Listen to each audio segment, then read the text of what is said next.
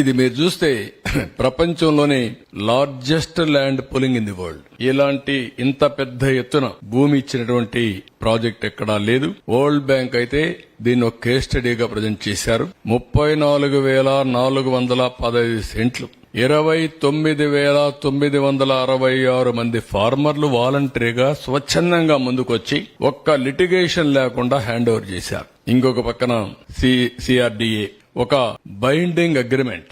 Land అనే sentiment, మేము ఈ ల్యాండ్ మీకు ఇస్తున్నాం, మీరు ఇంటర్న్ మాకేమి ఇస్తారు, ఇద్దరు కలిసి ఒక అవగాహనకు వచ్చి తర్వాత దానికి సిఆర్డీలో పాస్ చేశాం, కేబినెట్ లో పాస్ చేశాం, వీళ్ళకి మళ్ళా అథారిటీ ఇచ్చాం, మీరు అగ్రిమెంట్ చేసుకోమని అవన్నీ చేశారు. ఆ బైండింగ్ అగ్రిమెంట్ చేసుకుని ముందుకు పోయారు. 10 years.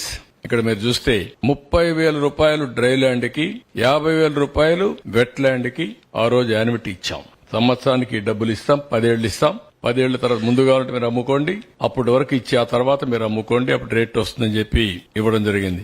ఎవ్రీ ఇయర్ మళ్ళీ 3,000, 3,000 రూపాయలు వచ్చి వీళ్ళకి ఇచ్చాం, డ్రై ల్యాండ్ కి ఇచ్చాం. 5,000 రూపాయలు ప్రతి సంవత్సరం వెట్ ల్యాండ్ కి ఇచ్చాం. దీంట్లో మళ్ళీ ఫార్మర్ కి 1 ఎకరా మాకు ఇస్తే అతనికి ఇచ్చింది 1000 స్క్వేర్ యార్డ్స్ రెసిడెన్షియల్ ఇంటికి, 250 square yards commercial dry land కి. అదే వెట్ ల్యాండ్ కి 1000 square yards residential, 450 square yards commercial కి ఇచ్చాం. Other benefits like waiver, loan waiver చేశాం, స్కిల్ డెవలప్మెంట్ పెట్టాం, ఫ్రీ హెల్త్ అని, ఇంకో పక్క ఫ్రీ ఎడ్యుకేషన్, అన్నా క్యాంటీన్, శానిటేషన్ ఇవన్నీ పెట్టాం.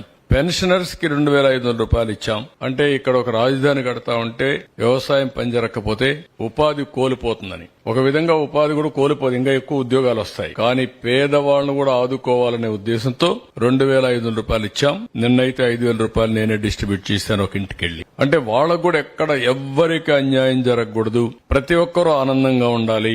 రాజధాని వస్తుందంటే స్వాగతం పలకాలి తప్ప బాధపడకూడదనే ఉద్దేశంతో ఇవన్నీ చేశాం.